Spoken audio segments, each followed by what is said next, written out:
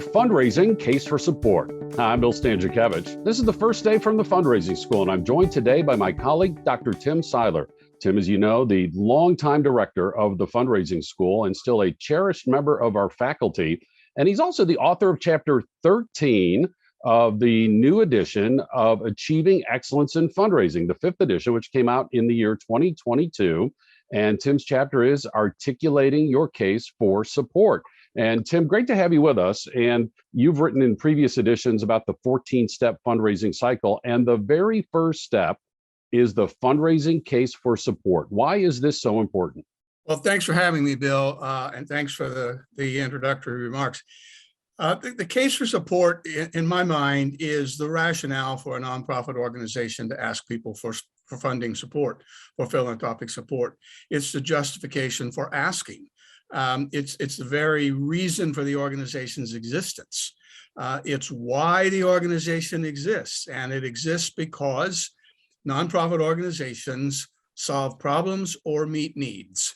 Those problems are external in the community. Those needs are external in the community. And I'd like to circle back to that difference here in just a little bit.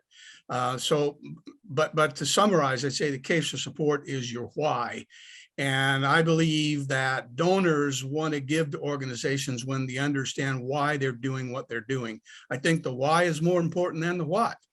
And as I quoted Simon Sinek in that chapter, his famous book about Start With Why, even in the business world, he talks about the importance of values. And I believe that's what philanthropic fundraising is essentially all about, is values, matching values of an organization, what it's trying to do, with the values of the people whom it's trying to attract to help us to accomplish what they together want to accomplish. So that's kind of a summary of why I think this cycle starts there, and basically circles back to it, because the 14th step, as we both know, is stewardship of contributed resources.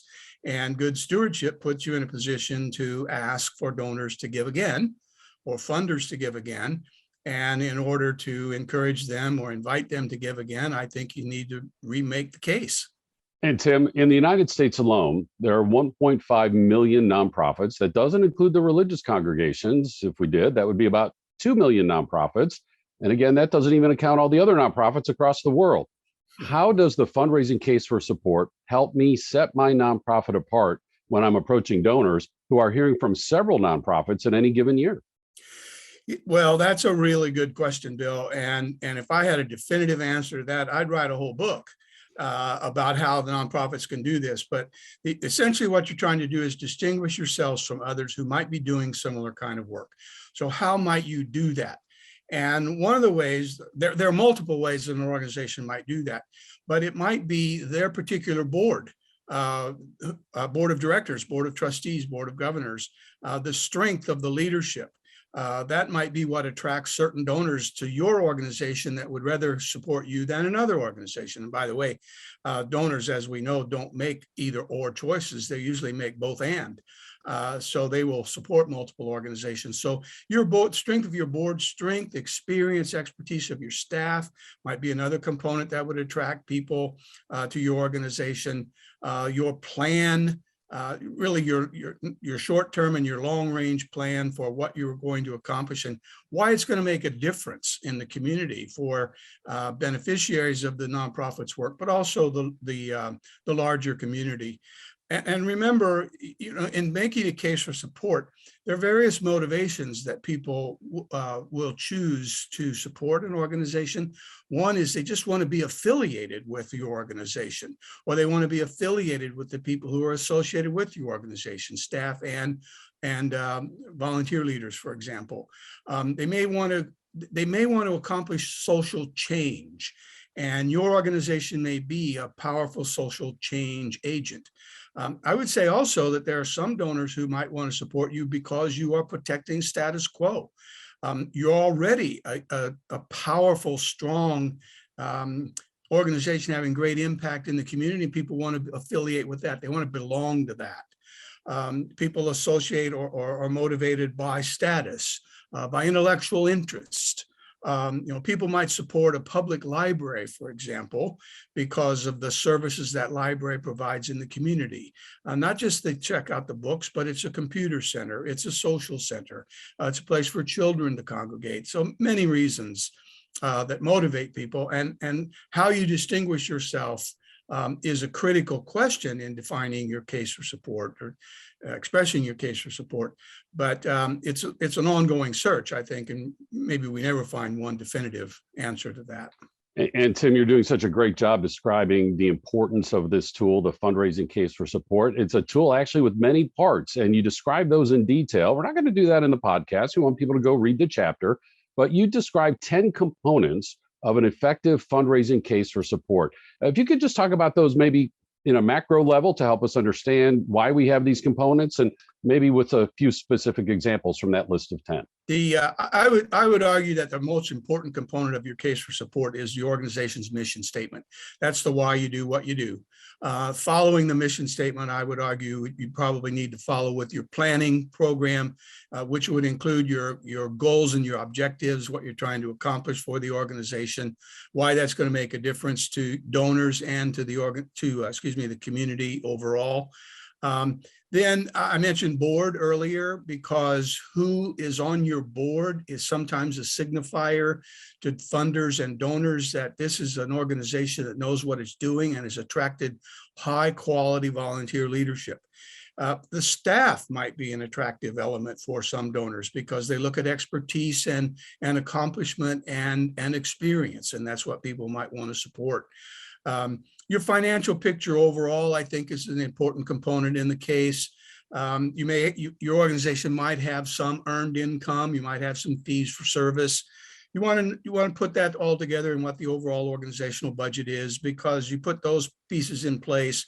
It helps you to make the argument for philanthropic sources of income, because usually the fees for service and even the government grants, if there are such, even adding those two together don't always get you to the black bottom line that you're looking for, as opposed to a red bottom line. So philanthropy might make that difference. That would be another important component. So those are some of the highlights I would select out of that list of 10, but I wouldn't overlook any of them. Yeah, and we want people to dive into the chapter to get those details. And Tim, at the very start of the chapter, you distinguish between a fundraising case for support and a fundraising case statement. The fundraising case for support, as you describe it, where my mind goes is I think of an electronic file that says fundraising case for support, and then there are files within that with each of these 10 components. It's kind of a portfolio of information. But then we get to a fundraising case statement, and that is a very direct statement of a fundraising case to a donor, to a foundation, to a corporate supporter, and so forth. Can you help us understand the difference between the fundraising case for support and the fundraising case statement? You gave a great summary of it. A case for support, in my mind, is a universal database of all the information that you can glean, put together to make your argument for why you deserve philanthropic support. And by the way, I think that wording is significant. It's not why you need money, it's why you deserve philanthropic support. So that's the case for support.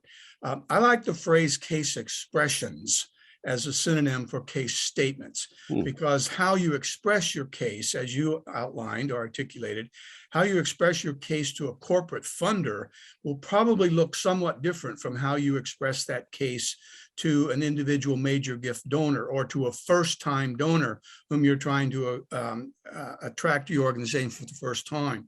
Those are going to look a little different. They're going to sound a little different. What they will all have in common is the organization's mission statement, because that's the value statement. And that's what we hope will be the most attractive piece. I quote in the chapter Andy Brommel from Campbell and Company, who talks about the case for support. And he talks about your case for support essentially is a set of messages. And that may be a way to distinguish case for support versus case statements or case expressions. It's the various ways, the various messages you use to articulate that case for support. That would be one of the distinctions I would make. And you give us a very intriguing example with a cancer hospital that we can try to learn from and adapt to our own individual nonprofit organizations. Help our audience understand that, please. Okay, yeah, that's one of my favorite things. I came across this in a magazine, and it's from the Dana-Farber Cancer Institute.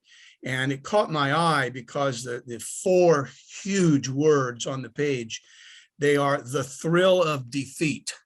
And for those of us who are old enough to remember the Wide World of Sports on television, the voiceover when that program came on was the thrill of victory, the agony of defeat. And they've taken this and turned it around. They've inverted it to the thrill of defeat. So that caught my eye. And I read the text. There's about 80 words in small print that are the essence of the text, but it talks about the team who are working on cures for cancer.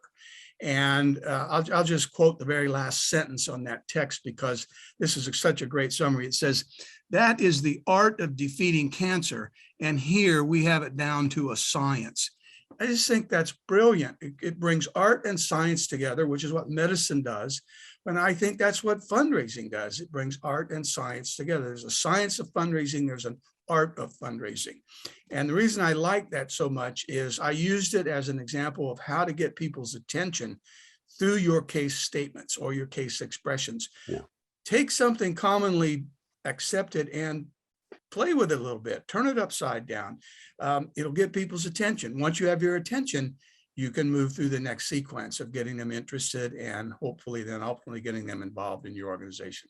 And that case expression, that case statement grabs their attention. And as they want more information, then we go to the case for support. And that's where all those file folders are, electronic file folders with all that different information about our board, our staff, our programs, our results, our history, and so forth that Dr. Seiler lists in great detail in Chapter 13 of Achieving Excellence in Fundraising, the 5th edition, articulating your case for support. And Tim, I know that you also have kind of an acronym that you like to use to sum this up.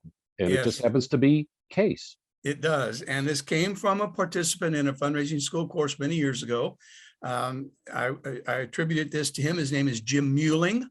It's not in the current chapter. It was in previous chapters, but Jim and I were colleagues for a while. And he asked me during the course, he said, so what a way to summarize all these major components and case support, case for support, case statement, would the word case itself be a good way to summarize this? And here's what he suggested. So think of CASE, C-A-S-E. So C, cause at hand. A, action required. S, statement of goals and objectives. And E, expected results. And I thought that was just such a handy little summary or mnemonic for CASE. And we can expand upon that summary with the wonderful wisdom and expertise in teaching from Dr. Tim Seiler in Chapter 13 of Achieving Excellence in Fundraising, the 5th edition, articulating your case for support. As I mentioned, Dr. Seiler led the fundraising school for 2 decades, and we're doing all we can to support and build upon and honor his legacy as we continue to grow the fundraising school. We have more than 20 public courses.